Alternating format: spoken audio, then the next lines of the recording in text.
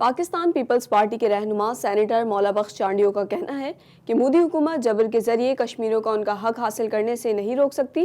دنیا بھر میں موجود پاکستانی کشمیریوں کے حق میں آواز اٹھاتے رہے ہیں اور اٹھاتے رہیں گے۔ دیکھتے ہیں عامر احمد خان کی یہ رپورٹ۔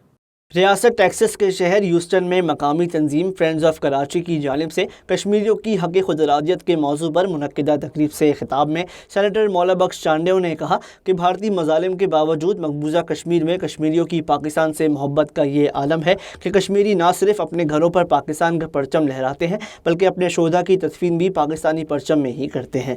انہوں نے کہا کہ مودی کی ظالم اور جابر حکومت کشمیریوں کو ان کا حق حاصل کرنے سے نہیں روک سکتی۔ پاکستان اور پاکستانی کشمیریوں کے لیے ہر سطح اور ہر فورم پر آواز اٹھاتے رہیں گے اور عالمی برادری کو بھی کشمیریوں پر بھارتی مظالم کا نوٹس لینا چاہیے۔ اس موقع پر سابق وفاقی وزیر senator Babar Ghori, friends of Karachi کے نمائندوں اور فرینڈ آف کراچی کے سرپرست سلمان رزاقی اور امریکہ میں مقیم پاکستانی بزنس مینوں اور تاجروں نے بڑی تعداد میں شرکت کی۔